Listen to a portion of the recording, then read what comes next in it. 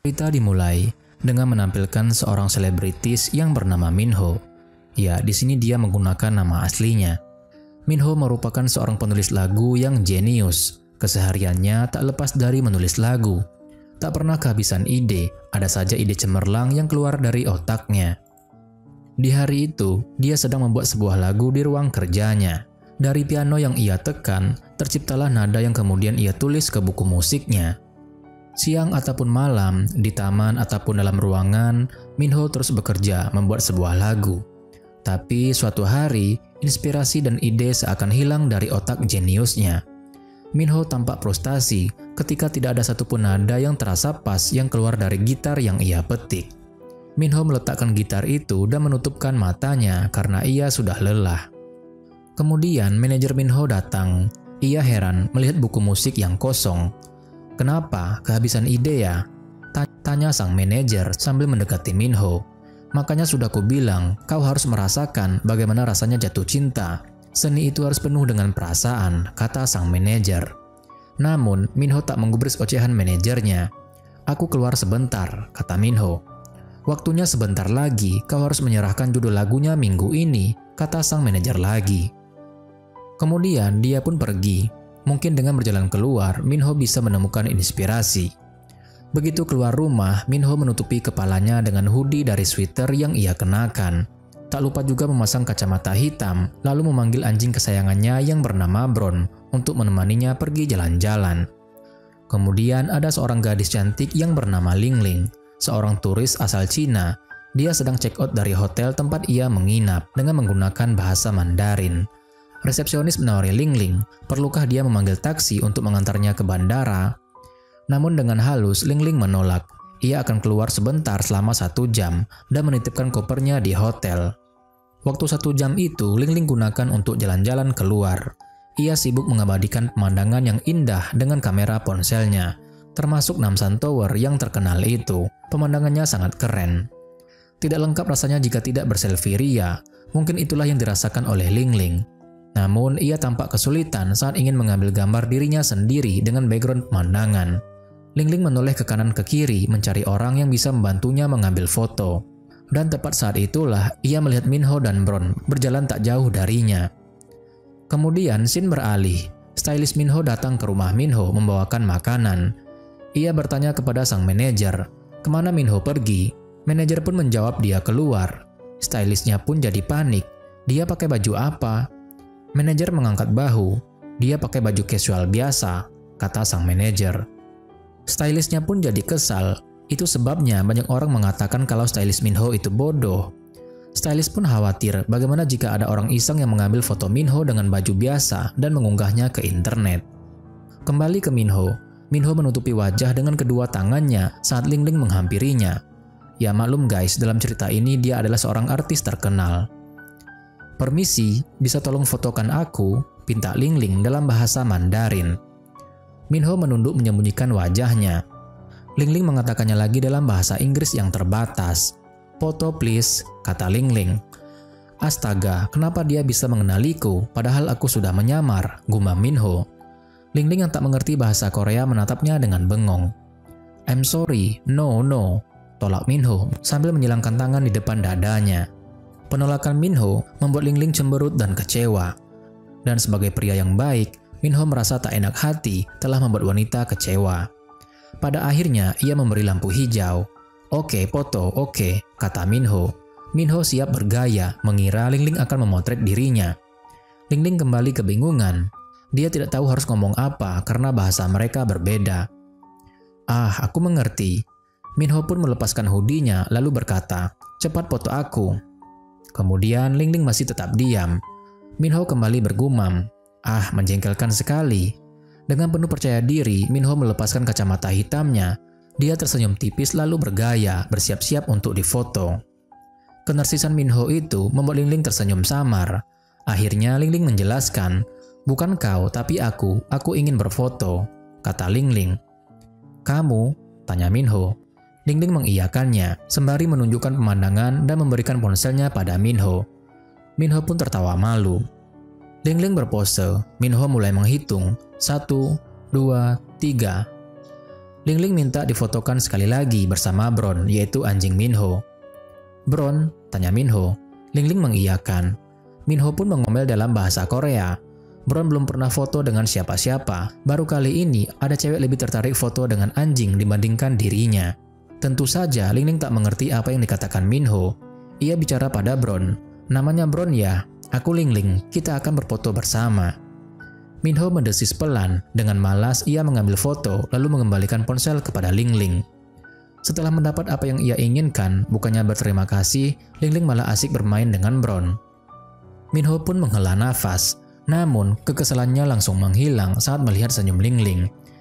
Ia terdiam terpana. Kata-kata puitis tiba-tiba terangkai dengan mudah dalam otaknya. "Seperti sinar matahari yang menyinari dirimu, suara bergema dalam lubuk hatiku," kata Minho dalam hati.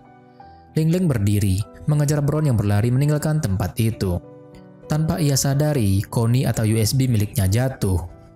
Minho terpaku di tempatnya merasakan sesuatu yang menjalar ke dalam hatinya. Inspirasi itu tiba-tiba muncul di dalam otaknya. "Seberapa jauhnya dirimu, aku akan tetap berteriak memanggilmu dengan sepenuh hati," kata Minho lagi dalam hatinya. Ling Ling yang berhasil mengejar Bron membawa anjing itu kembali ke tempat tadi. Ketika ia kembali, Ling Ling melihat Minho yang bersandar pada bangku sambil memejamkan matanya, sembari memainkan gitarnya. Gadis mana yang tidak terpana melihat pemandangan ini, ditambah lagi dengan melodi halus yang diciptakan Minho. Gadis itu pun tersenyum, menikmati pemandangan gratis yang tersaji di depannya. Minho berhenti memetik gitarnya, menarik napas lega, kemudian berdiri menghadap Ling Ling. "Akhirnya aku bisa menciptakan sebuah lagu berkat dirimu," kata Minho. Ling Ling jalan mendekat. "Kau seorang musisi ya?" Minho mengiyakan. Ling Ling memuji lagunya bagus. Minho pun tersenyum tersipu. "Terima kasih."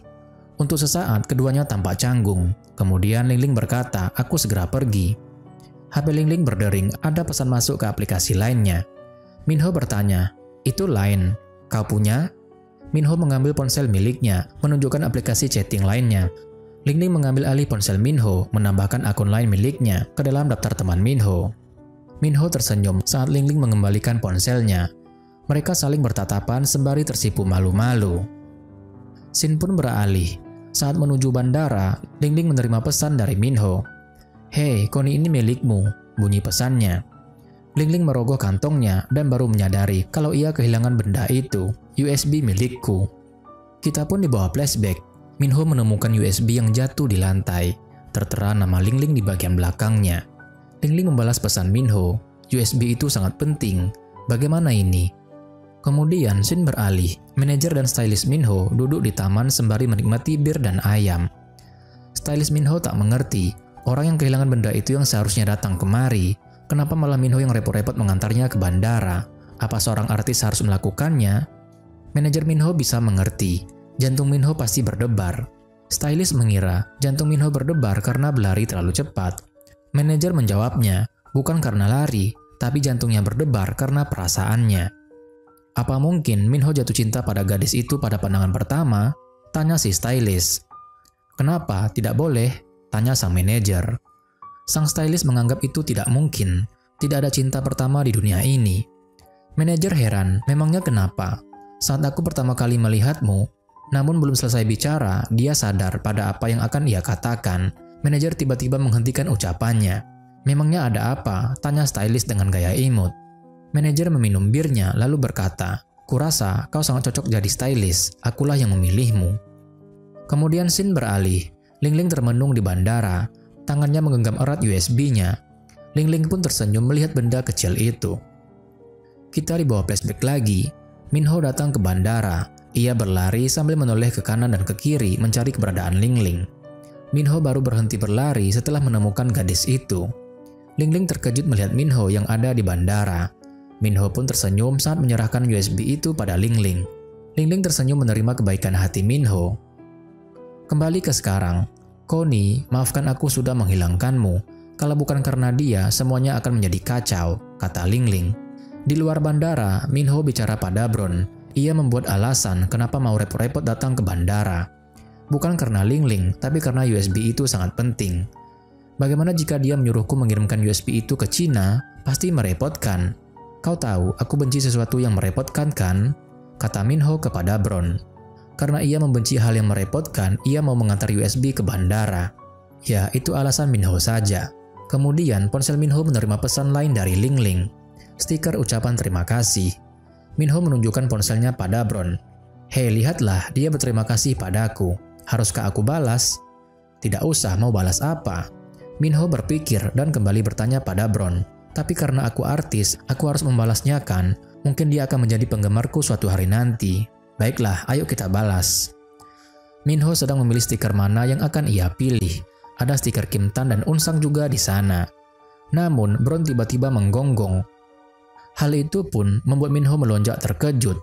Dan tanpa sengaja, ia mengirim stiker I love you. Bron, kamu mengagetkanku, kata Minho. Kemudian Minho kembali fokus kepada ponselnya. Ia terbelalak begitu melihat layar ponselnya. Apa-apaan ini? Ling Ling juga terkejut tak percaya menerima balasan yang dikirim oleh Minho. Sementara itu, Minho yang panik berusaha menghapus stiker sambil ngomel-ngomel. Tapi apa daya, pesannya sudah terkirim. Ah, aku bisa gila, kata Minho. Akhirnya Minho pun pasrah. Ya sudahlah. Kemudian dia senyum-senyum sendiri. Begitu pula dengan Ling Ling. Tampaknya rasa suka mulai tumbuh di hati mereka. Minho masih menatap layar ponsel. Bagaimana ini? Tak kehilangan akal, ia memberi penjelasan di bawah stiker I love you yang tidak sengaja ia kirim.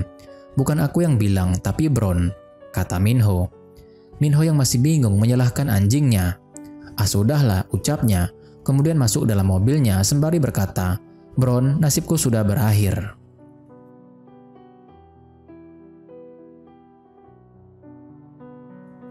Di ruang kerjanya, Minho tengah konsentrasi membuat melodi untuk lagu barunya dengan ditemani oleh Bron. Ponsel Minho berdenting menerima pesan balasan dari Ling Ling. Bron bilang aku menyukaimu pada Connie, tanya Ling Ling. Minho pun tersenyum lalu menjawab, yes. Ling Ling mengirim pesan, bisakah Minho mengirimkannya melodi dari lagu yang diciptakan Minho? Baiklah jika kau mau. Minho bersiap mengirim apa yang Ling Ling minta, tapi tampak kurang jika tidak ada kata sapaan.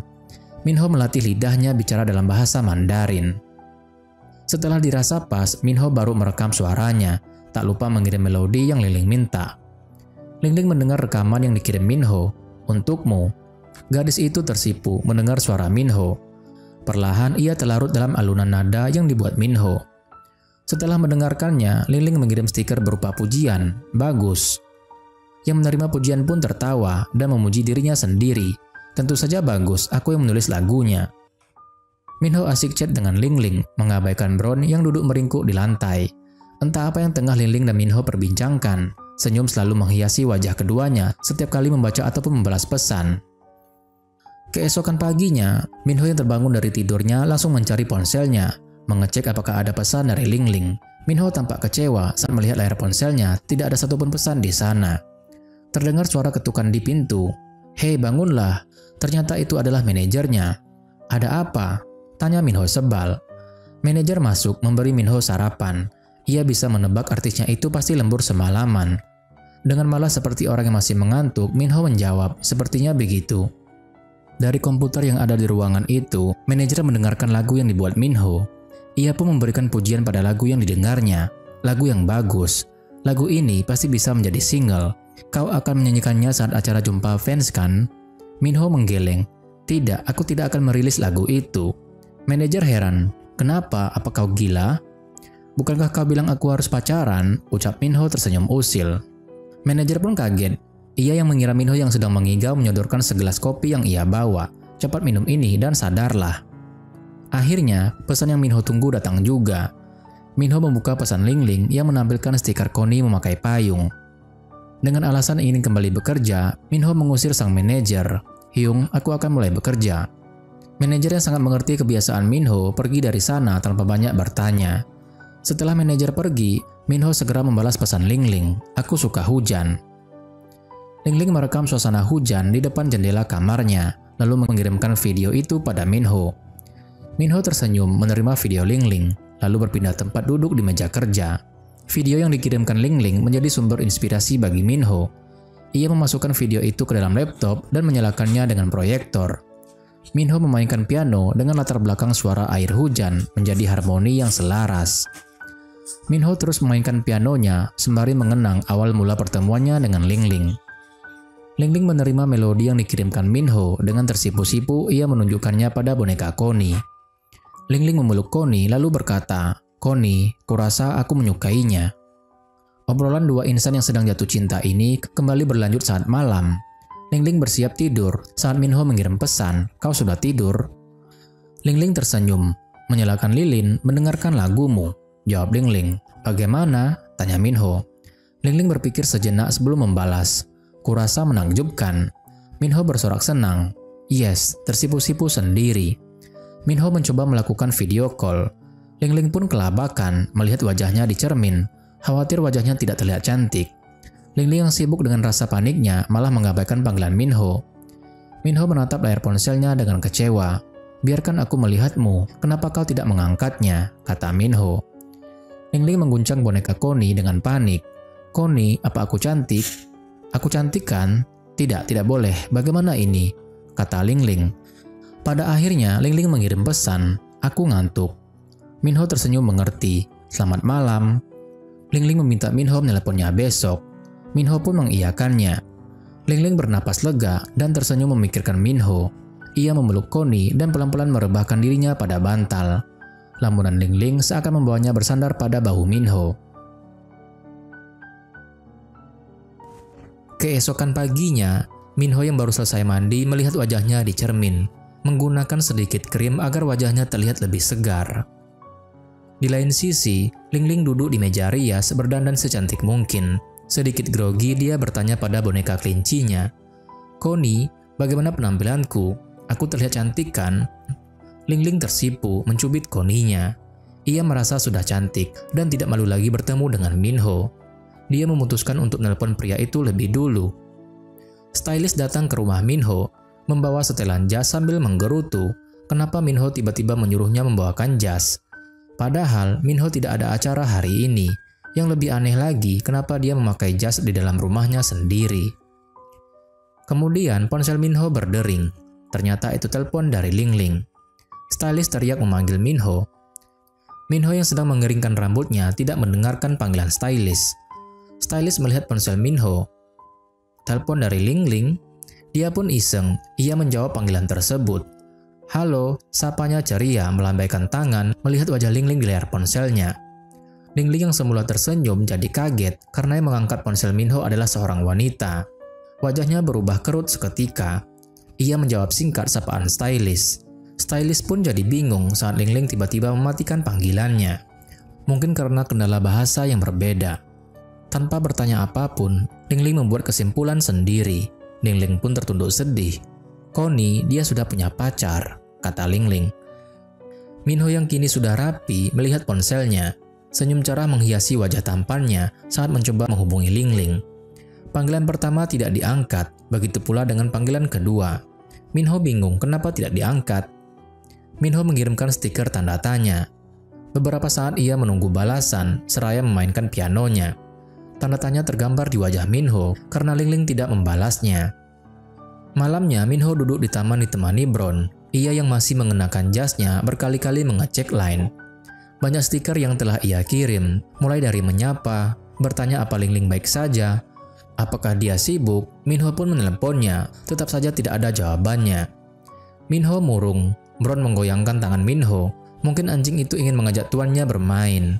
Tapi Minho yang sedang tidak mood mengabaikan ajakan Bron. Sekali lagi Minho mencoba menghubungi Lingling. Kali ini panggilan biasa. Tetap saja tidak ada jawabannya. Minho menelan kekecewaan. "Lingling, memangnya ada apa?" tanya Minho. Hari berikutnya, Minho yang masih memikirkan Lingling tidak berniat melakukan apapun. Di dalam keadaan seperti ini, tak mungkin dirinya bisa membuat lagu. Yang ia lakukan hanyalah berdiam diri melamun di lantai atas dan menghela napas beratnya. Di bawah, manajer dan stylist melihat Minho dengan rasa khawatir. Manajer bingung, gadis yang bernama Lingling itu kenapa dia tidak bisa dihubungi? Minho sudah bertingkah seperti ini sejak kemarin, bagaimana ini? Stylist yang merasa bersalah langsung menangis. Manajer heran, kenapa kau? Stylist mengaku ini semua salahnya kenapa Minho bersikap seperti itu. Manajer minta stylist berhenti menangis, cepat katakan apa yang terjadi. Sebenarnya Ling Ling menelpon dan yang mengangkat panggilannya adalah aku. Apa? Teriak manajer tanpa sadar. Lalu, stylist berkata, dia tidak bilang apa-apa pada Ling Ling saat itu. Manajer yang tidak percaya menuntut stylist berkata jujur. Akhirnya stylist mengaku, saat itu Minho sedang ganti baju dan tidak bisa menjawab teleponnya. Awalnya saya berpikir stylist hanya menyapa Ling Ling dan berasumsi Ling Ling pasti salah paham. Tapi ternyata stylist mengaku sebagai salah satu pacar Minho. Pantas saja Ling Ling ngambek. Manajer yang kesal mengetuk kepala stylist dan memarahinya. Hei, kau dalam masalah. Kau yang harus menyelesaikannya sekarang. Tak jauh berbeda dengan Minho, Ling Ling yang masih bersedih karena patah hati memilih mengurung dirinya dalam kamar. Terdengar panggilan seseorang dari luar kamar menyuruh Ling Ling untuk makan. Tanpa semangat, Ling Ling berkata tidak lapar. Bahkan, saat orang itu minta Ling Ling untuk menemaninya jalan-jalan, Ling Ling menjawab, "Jangan ganggu aku ingin sendirian." Ling Ling meraih ponselnya yang berdering menerima pesan masuk. Semula ia ingin melihat pesan, tapi ia abaikan niatnya itu. Ling Ling yang masih ngambek sama sekali tak bergeming ketika ponselnya terus berdering. Stylist tampak putus asa ketika stiker permintaan maaf yang ia kirim pada Ling Ling tidak mendapat respon. Manajer yang berdiri tepat di sampingnya menatapnya penuh selidik. Stylist memotret wajah manajer, kemudian mengirimkannya pada Ling Ling. "Aku bukan pacar Minho, dialah pacarku," kata stylist. Mungkin itulah cara terbaik yang bisa stylist lakukan untuk meluruskan kesalahpahaman, meski dengan berpura-pura mengakui manajer sebagai pacarnya. Manajer yang bisa melihat pesan itu pun tersenyum tipis. Stylist jadi salah tingkah mengetuk-ngetuk ponselnya. Minho yang berada di studio rekaman, ia duduk di depan panel kontrol, memantau penyanyi yang sedang menyanyikan lagu. Tepat di belakangnya ada manajer dan stylist yang tampak asik dengan ponsel masing-masing. Dalam jarak sedekat itu, mereka berkomunikasi menggunakan Line. Manajer mengirim pesan, "Kau bilang aku ini pacarmu?" "Dasar bodoh, kau baru tahu," jawab stylist. "Bukankah kau bilang kita tidak mungkin bersama?" tanya manajer.